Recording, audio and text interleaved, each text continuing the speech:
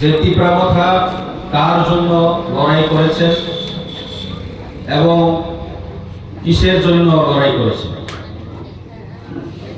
আমরা তীব্রামথা পার্টি কেউ এগেনস্টে না, তবে আমাদের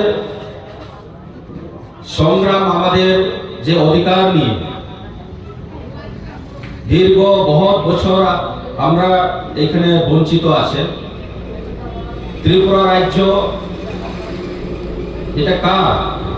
এটা কার দেশ ছিল, কার রাজ্য, কার শাসনে আসলো, এটা আমরা সবাই জানি। এক সময় আমরা এখানে রাজত্ব, শাসনভার সবকিছু আমাদের হাতে ছিল। এখানে জমিন, এখানে নদিয়া পাহাড় সব কুछ हम लोग का है। তবে আজকে কি অবস্থাতে আমরা এখানে থাকতে হয়েছে সেটাকে আমরা বুঝতে হবে। আমরা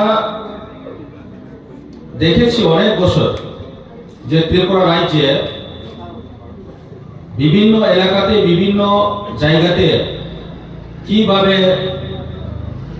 ত্রিপুরাসাদের উপর অত্যাচার হয়েছে। বিভিন্ন সময়ে বিভিন্ন রাজনৈতিক দল এখানে শাসন করেছে, কিন্তু তাদের যে কাজগুলা, তাদের যে শাসন কালে কি করেছেন সেটাও আমরা বুঝে নিয়েছি। সব সময় আমাদের জমিন, আমাদের জায়গা দখল করার উদ্দেশ্য নিয়ে তারা কাজ করছে, আমাদেরকে বঞ্চিত করার জন্য কাজ করেছেন। মুখে বলছেন একটা কাজ করেছেন, আরেকটা কাজ, মানে যেটা আপনাদের সামনে যে কথাগুলো ভালো ভালো কথা বলে আপনাদের সামনে কথা দিয়েছেন, প্রতিশ্রুতি দিয়েছেন, কিন্তু কাজের বেলায় সেটা করেননি। তো যার কারণে আমরা আজকে পর্যন্ত আমরা বঞ্চিত আছি। তো এই যে অবস্থা থেকে আমরা উঠতে চাই, এই যে শাসন থেকে আমরা বাইরে হয়ে আইতে চাই, তো তাইলে কি করতে হবে? আমরা আমাদের মানুষের জীবনে, আমি শর্টকাটে আপনাদের বুঝাইতে চেষ্টা করব। মানুষের জীবনে সবচেয়ে ইম্পর্টেন্ট পার্টস কোনটা আছে?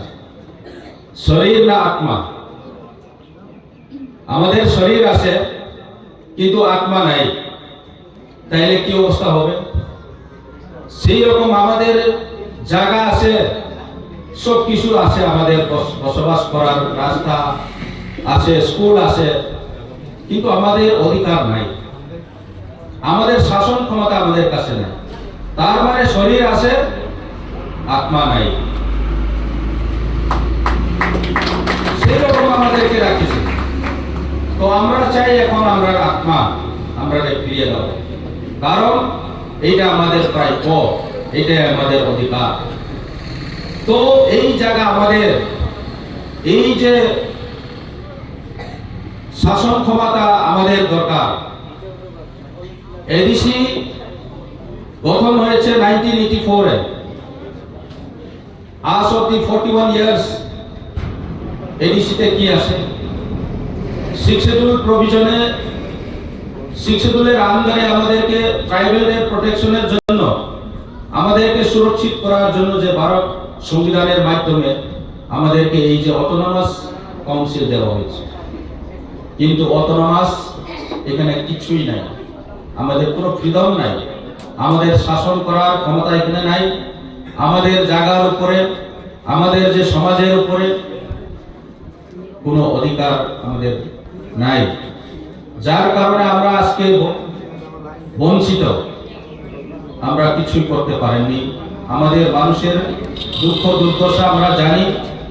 আমাদের এলাকাতে, বিভিন্ন এলাকাতে আমরা দেখেছি এখানে কোনো স্কুলের ব্যবস্থা ভালো নাই, রাস্তাঘাটের ব্যবস্থা নাই, পানীয় জলের ব্যবস্থা নাই, কারেন্টের ব্যবস্থা নাই।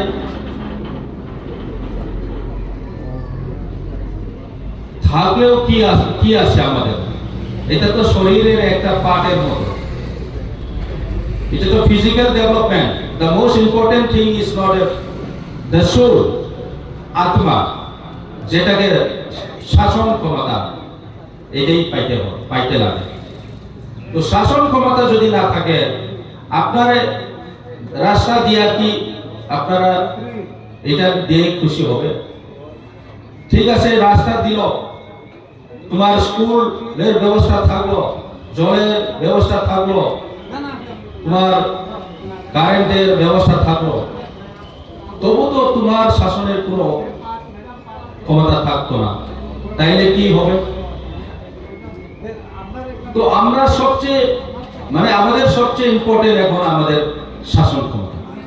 এডিসি এরিয়াতে অটোনমাস যে ডিস্ট্রিক্ট কাউন্সিল বানানো হয়েছে, আমাদের যে অটোনমি পাওয়ার থাকার জন্য, আমাদের যে ক্ষমতা থাকার জন্য, তো এই ক্ষমতাটা এখনো আমাদেরকে দেয়নি।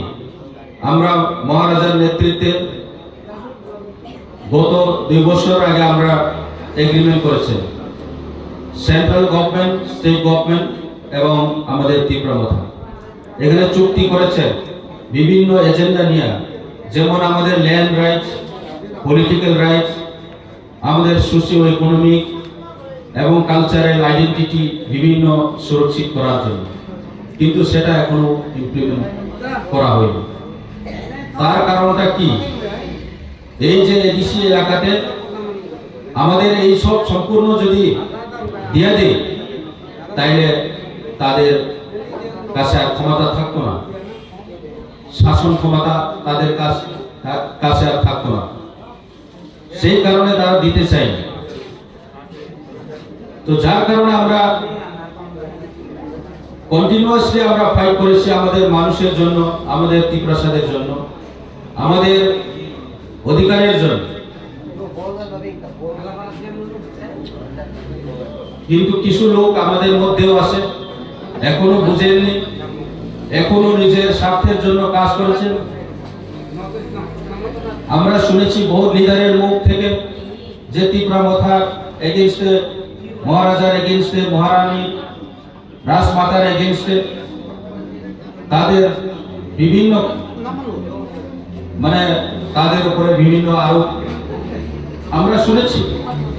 কিন্তু আমি বলতে চাই যে যারা যে বলছেন, আমি নাম বলতাম না আজকে, কারণ আজকে ফাউন্ডেশন ডে, আমাদের ত্রিপুরা মাথার ফাউন্ডেশন ডে, নাইলে আমি একটা করে নাম আপনাদের সামনে বলিয়া তুলিয়া ধরতে পারে, তাদেরকে আপনাদেরকে চিনাইতে পারে, কিন্তু আপনারা আমার মনে আছে, আপনারাও বুঝবো যে কারা বা কে এইসব কথা বলেছে আমাদের মহারাজার উপরে, আমাদের রাজমাতার উপরে।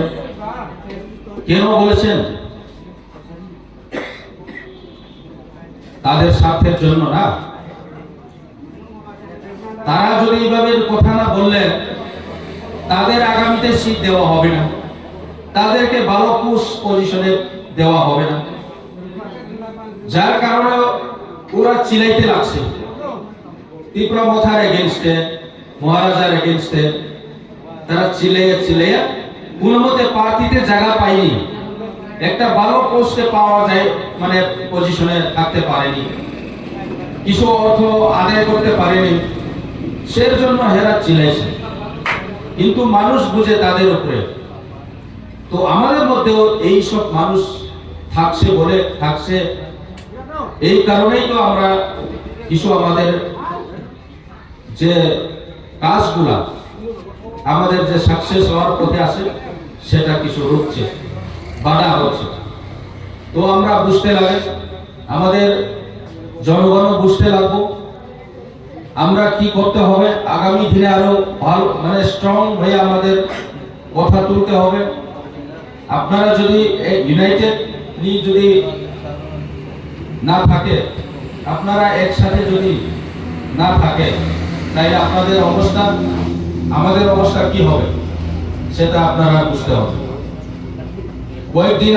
কয়েক মাস আগে এখানে নোয়াগাঁও এর একটা অংশ সেখানে টাউনশিপ করার জন্য সরকার উদ্যোগ নিয়েছে। আমরা স্ট্রংলি প্রটেস্ট করেছি। তীব্রমথার নেতৃত্বরা গিয়ে আলাপ করেছেন ডিএম এর সাথে, এখানে এসডিএম এর সাথে কথা বলেছেন, যার কারণে আজকে তারা এখানে করতে পারছে না, সাকসেস করতে পারছে না। তাদের এইম, তাদের যে অবজেক্টিভ সেটা ফুলফিল করতে পারছে না। তো আমরা স্ট্রং আছে দেখেই এরা করতে পারছে না। আমরা যদি দুর্বল হয়ে থাকে তাইলে এখানে আরামসে তারা তাদের যে এইম, তাদের যে অবজেক্টিভ সেটা ফুলফিল করে যায়। তখন আপনাদের প্রবলেম হবে, আপনাদের বাচ্চাদের প্রবলেম হবে, আপনাদের ফিউচার নষ্ট হবে। তো আপনাদের এই সব জায়গা আপনারা অনেক বছর, অনেক আগে থেকে আপনারা এখানে থাকছেন। তো আপনাদেরকে না জিজ্ঞাসা করে সরকার কিভাবে সব ডিসিশন নিতে পারছে? তো কয়েকদিন আগে আপনারা দেখছেন বিশ্রামগঞ্জ যেটা নগর পঞ্চায়েত ঘোষিত হয়েছে, আমরা বাধা করেছি, অফিসিয়ালি আমরা লোক পাঠাইছে, ডিসকাশও হয়েছে, সব কিছু করার পরেও আমরা বাধা দেওয়ার পরেও আমাদের কথা শুনছেন। গভর্নর এটা অ্যাপ্রুভাল দিয়ে দিচ্ছে। তো এডিসি এইভাবে যদি সব জায়গাতে তাদের ইচ্ছা মতে, তাদের চিন্তা মতো তারা খুশিভাবে কাজ করে দেবে, আমরা এডিসি থাকবো কেমনে? এডিসি এলাকাতে কিভাবে তারা ইনক্রোচ করতে পারে? এটা তো সংবিধানের এগেইনস্টে তারা চলছে। এখানে কোনো আইন নাই, এখানে কোনো আইনে মানা হয় না। যদি আইন থাকে, যে দেশে বা যে রাজ্যে আইন যদি মানিয়ে চলে, তাইলে ভিলেজ কাউন্সিল ইলেকশন কেন করে না? হাইকোর্ট থেকে অর্ডার পেশ করা হয়েছে যে ডিসেম্বর মাসের মধ্যে, গত ডিসেম্বর মাসের মধ্যে ইলেকশন করা হবে, কিন্তু এই অর্ডারটাও ডিনাই করা হয়েছে। তো সেইভাবে সবকিছু এইভাবে রাজ চলতেছে। তো এটার কারণ কি? তো আমাদেরকে কি মূল্য দিচ্ছে? তাই আমরা বারবার ছিলে থাকছি যে এই জায়গাটা, এই যে এডিসি এরিয়াটা, সেটা আমাদের প্রোটেকশনের জন্য আমরা এটা দেওয়া হয়েছে। আমাদের পূর্ব লিডারগণ তারা ফাইট করেছেন, তো তাদের ফাইট করার ফসলটা আমরা পেয়েছি। তো সেটা প্রোটেকশন করার আমাদের দায়িত্ব আছে।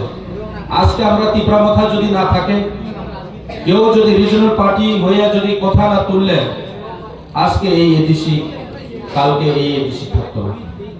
এটা আপনারা মনে রাখেন। যদি এডিসি, এই যে আমাদের যে প্রোটেক্টেড ল্যান্ড, প্রোটেক্টেড এরিয়া, সেটা যদি প্রোটেক্টেড না থাকে, তাইলে আমরা আরো বেশি দিন এখানে থাকতে পারতো না।